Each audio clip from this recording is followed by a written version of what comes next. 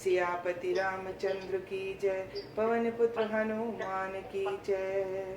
आइए गणपति महाराज स्थान ग्रहण कीजिए, कथा शुरू करें। आइए हनुमान जी स्थान ग्रहण कीजिए, कथा शुरू करें। आइए शंकर भगवान स्थान ग्रहण कीजिए, कथा शुरू करें। आपके बिना ये कथा अधूरी है। अब तक की कथा में हमने तुलसीदास जी से सुना कि किस प्रकार से उन्होंने हमको बहुत अच्छे तरीके से समझाने की कोशिश की कि राम कथा का महत्व इस कलयुग में और हमारे जीवन में और हर एक इंसान जो सुन रहा है और जो कह रहा है और जो बोल रहा है उसकी ज़िंदगी में कितना बड़ा है। तुलसीदास जी ने कहा कि ये राम कथा शिव जी को नर्मदा के समान प्यारी है। ये सब सिद्धियों को सुख संपत्ति की राशि है। सद्गुण रूपी देवताओं के उत्पन्न और पालन पोषण करने के लिए माता अदिति के समान है। उन्होंने साथ में ये भी कहा कि श्री रामचंद्र जी का चरित्र सुंदर चिंतामणि है जो सबके चिंताओं को हर लेती है और संतों के लिए सद्बुद्धि है। सबुद्धि रूपी स्त्री का रूप श्रृंगार है। श्री रामचंद्र जी के गुण समूह जगत का कल्याण करने वाले और मुक्ति, धन, धर्म और परम धाम को देने वाला है। हमें साथ में बड़े प्यार से उन्होंने ये भी समझाया कि पाप, संताप और शोक का नाश करने वाले तथा इस लोक और परलोक के प्रिय पालन करने वाले हैं। जब भी कभी भी कोई भी कष्ट आएगा, राम जी खुद आके कलयुग में हमारे हाथ पकड़कर हम लोगों को पार लगाएंगे। ये वो कथा है जो दरिद्रता रूपी दवानल यानी कि अग्नि को बुझा देती है और वहाँ पर हमेशा सूर्य की तरह रोशनी कर देती है। साथ में ये भी कहा हमारे तुलसीदास जी ने अब तक की कथा में कि मन वांछित वस्तुओं को पाने के लिए ये हमारे कल्प वृक्ष का काम करेगी ये कथा और हरि के पास हमें लेकर जाएगी और सुख देने वाली है। जिस चीज़ की हमारी मनोकामनाएं होंगी उसको पूर्ण करेगी, संपूर्ण पुण्यों का फल देगी, जगत को छल रहित करेगी। जो इंसान एक बार रामायण राम कथा से जुड़ जाएगा उसको छल कपट कभी भी पास ना आएगा और अगर आया भी तो हमारे राम जी की ये कथा गंगा के समान तुम्हारे सारे पापों को, कष्टों को, तुम्हारे सारे आस-पास जो जितना भी क्रोध कपट जो भी आएगा उसे धो देगी। राम कथा ऐसी है और राम का नाम ऐसा है कि लोग काशी जाके स्नान करके अपने सब कष्टों से मुक्त होने की कोशिश करते हैं, पर राम का नाम खुद तुम्हारे घर गंगा की तरह और काशी की तरह आकर तुम्हारे सारे दुखों को दूर कर देगा। श्री राम जी के गुणों का समूह कुमार्ग, कृतक, कुचाल और कलयुग के कपट को खत्म कर देगा। अब इसके आगे बढ़ते हैं। रामचरित्र राकेश कर सरस सुखद सब काहूँ, सज्जन कुमद चकोर चित हिय बरसी बढ़लाहूँ। रामचरित्र पूर्णिमा की चंद्रमा की किरणों के समान सभी को सुख देने वाला है, परंतु सज्जन रूपी कमुदनी और चकोर के चित्त के लिए तो विशेष हितकारी और महान लाभदायक है। तो हमारे तुलसीदास जी कहते हैं कि जो रामचरित्र मानस है वो पूर्णिमा की चंद्रमा की किरणों के समान सुंदर और शीतल है और हमेशा सुख देने वाला है। पर जो लोग पहले से ही सज्जन हैं, जो हमेशा चकोर की तरह हमारे राम जी को देखते जाते हैं चांद की तरह, उनके लिए तो ये और भी लाभदायक है। जितना आप जुड़ते जाएंगे उतना ही आपको हमेशा सुखों की प्राप्ति होती ही चली जाएगी। आपके दिल से सारे के सारे शोक मिटते चले जाएंगे। की नहीं प्रसन्न जे ही भांति भवानी, जे ही विधि शंकर कहाँ बखानी, सो समहेतु कहब मैं गाई, कथा प्रबंध विचित्र बनाई। जिस प्रकार श्री पार्वती जी ने शिव जी की से प्रसन्न किया और जिस प्रकार से शिव जी ने विस्तार में उनको उत्तर कहा, ये सब कारण मैं विचित्र कथा की रचना करके गाकर कहूँगा। तो हमारे तुलसीदास जी कहते हैं कि जब हमारी पार्वती माता जी ने राम जी को लेकर शिव जी से पहला प्रश्न किया था और किस प्रकार से हमारे शिव जी ने राम जी को पूरा विस्तार में उनकी सारी कथा विस्तार में सुनाई, ये सारा मैं आपको कह कर सुनाऊंगा। हमारे शिव जी का और राम जी का बंधन भी अनोखा है। शिव जी कहते हैं जो राम से जुड़ा वो मुझसे अपने आप जुड़ गया और राम जी कहते हैं जो शिव जी से जुड़ा वो मुझसे अपने आप ही जुड़ गया। यही ये कथा सुनी नहीं हुई, जिन अचरज करे सुनी सोई, कथा अलौकिक सुनई जिज्ञानी, नहीं आचरजू कर गही अस जानी, राम कथा की मिति मत जग नाही, असि प्रतीत तीन के मन माही, नाना भांति राम अवतारा, रामायण सतकोटि अपारा। जिसने ये कथा पहले न सुनी हो वह इसे सुनकर आश्चर्य न करें, जो ज्ञानी इस विचित्र कथा को सुनते हैं वह ये जानकर आश्चर्य नहीं करते कि संसार में राम कथा की कोई सीमा नहीं है, राम कथा अनंत है। उनके मन में ऐसा विश्वास रहता है। नाना प्रकार के श्री रामचंद्र जी के अवतार हुए हैं और 100 करोड़ तथा अपार रामायण है। तो कहते हैं हमारे तुलसीदास जी कि जिसने ये पहले कथा नहीं सुनी वह इसे सुनकर आश्चर्य न कीजिए, एकदम देखिए भौचक्के मत होइए, क्योंकि जो ज्ञानी इस विचित्र कथा को सुनते हैं वे ये जानकर आश्चर्य नहीं करते कि संसार में राम कथा की कोई सीमा ही नहीं है, कोई पार ही नहीं पा सकता। जिसने सुना नहीं वो सोचेगा कि अरे ये क्या है, किस तरीके से शुरू हुआ, इतना इसमें विश्वास कैसे। पर ये ऐसा ही है, जो इंसान इस पर विश्वास करता है उसको हर तरीके से श्री रामचंद्र जी अवतार में आकर उसकी मदद करते हैं, उसके साथ खड़े होते हैं, उसको आशीर्वाद देते हैं, उसका भव उसकी जिंदगी को पार लगा देते हैं। कल्प भेद हर रचित सुहाए, भांति अनेक मुन मन ही गाए, करी न संशय अस उर आनी, सुने ही कथा सादर रतिमानी। कल्प भेद के अनुसार श्री हरि के सुंदर चरित्रों को मुनीश्वरों ने अनेकों प्रकार से गाया है। हृदय में ऐसे विचार कर संदेह न कीजिए और आदर सहित प्रेम से इस कथा को सुनिए। तो कहते हैं तुलसीदास जी कि संदेह न कीजिए। आप जिस चीज़ को भी सुनते हैं, जो चीज़ आप बैठकर गाते हैं, चाहे वो आप भजन हो, चाहे आप वो शब्द वाणी हो, अगर आप भगवान का नाम लेते हैं तो किसी पे शक मत कीजिए। हमेशा जो भी कीजिए अपने दिल से अंदर से विचार करके, सुख रख के और उस पर विश्वास करके कीजिए, क्योंकि जब आप अंदर से, शरीर से, हृदय से विचार करके और हमेशा उस पर विश्वास करके करते हैं तो अंदर आपके सारे संदेह को ख़त्म करके प्रेम की कथा अपने आप ही प्रेम में परिवर्तित हो जाती है और भगवान के साथ आप जुड़ जाते हैं। दोहा राम अनंत अनंत गुण अमित कथा विस्तार, सुनिया चरुजुना मणि जिनके विमल विचार। श्री रामचंद्र जी अनंत है, उनके गुण भी अनंत है और उनकी कथाओं का विस्तार भी असीम है।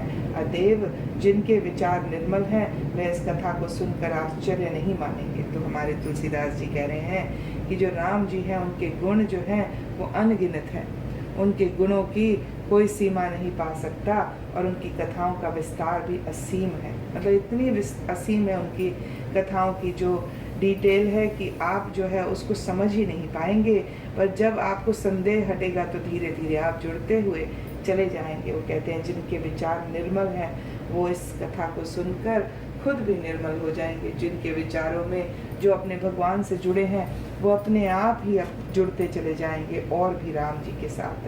यही विधि सम संशय कर दूरी, सिर धरि गुर पद पंकज धूरी, पुनि सबेह बिनो कर जोरी, करत कथा जही लाज लाग न खोरी। इस प्रकार सब संदेहों को दूर करके और श्री गुरु जी के चरणों की रज को सर पर धारण करने में पुण्य हाथ जोड़कर सबकी विनती करता हूँ, जिससे कथा की रचना में कोई दोष स्पर्श ना करने पावे। तो राम तुलसीदास जी कहते हैं मैं हाथ जोड़ के विनती करता हूँ आप लोगों को कि गुरु जी के चरण कमलों को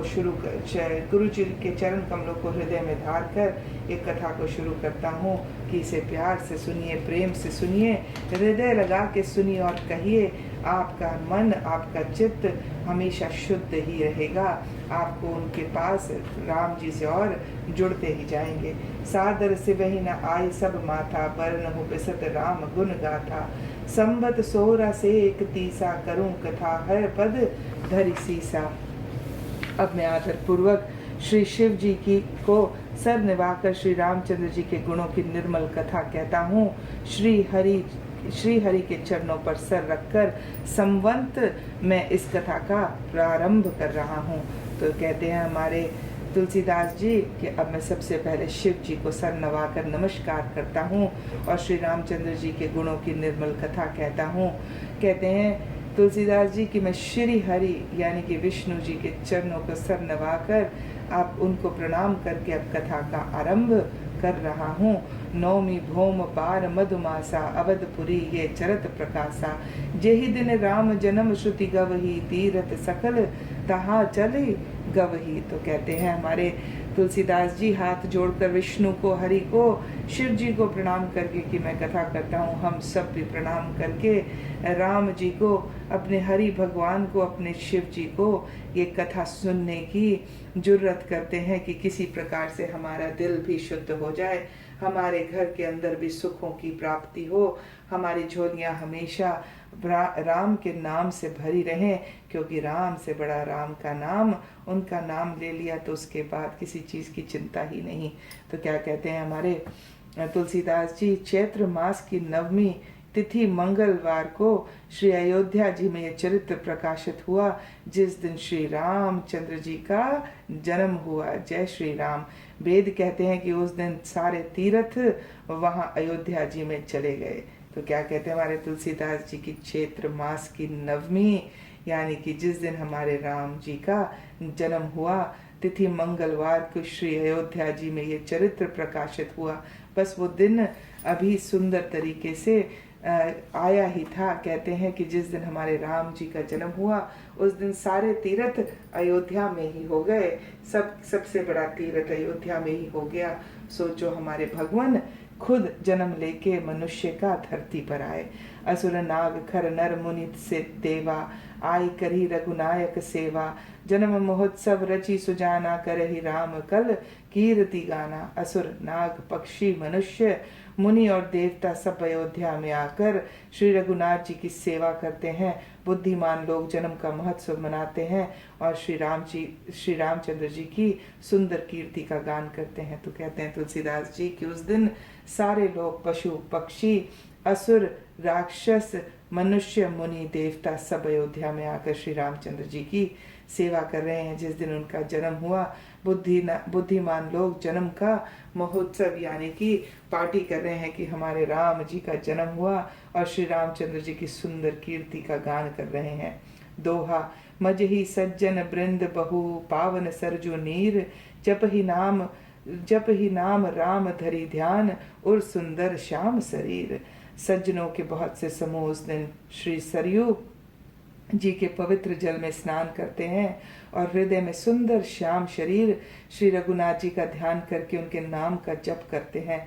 तो तुलसीदास जी कह रहे हैं कि जितने सज्जन लोग हैं, जितने दिल से, शरीर से शुद्ध लोग, दिमाग से शुद्ध लोग हैं, जो बहुत ही सुंदर दिल हृदय रखते हैं, वो सब श्री सरयू नदी जो अयोध्या में स्थित है उसके पवित्र जल में स्नान कर रहे हैं और राम जी का गुणगान कर रहे हैं। उनका नाम लेकर उनका नाम लेकर जप कर रहे हैं।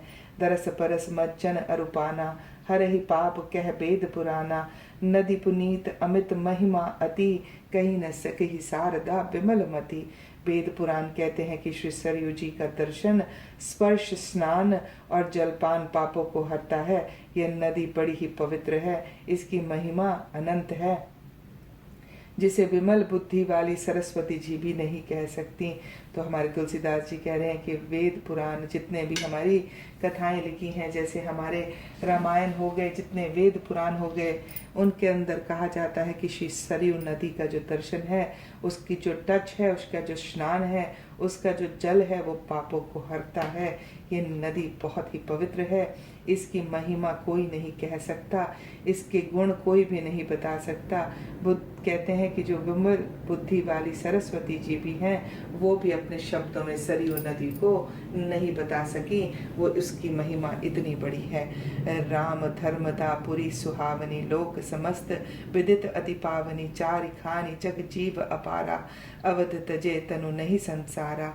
ये शोभायान अयोध्यापुरी श्री रामचंद्र जी के परम धाम को देने वाली है, सब लोकों में प्रसिद्ध है और अत्यंत पवित्र है। जगत में अंडज, श्वेतज, अद्विज और जरायुज चार खानी प्रकार के अनंत जीव हैं। इनमें से जो कोई भी अयोध्या में शरीर छोड़ते हैं वे फिर संसार में नहीं आते, जन्म मृत्यु के चक्कर से छूटकर भगवान की परम धाम में निवास करते हैं। तो बहुत सुंदर तरीके से हमको तुलसीदास जी बताते हैं कि जो अयोध्या की जो जन्मभूमि है वो परम धाम देने वाली है, क्योंकि उसमें राम जी का जन्म हुआ।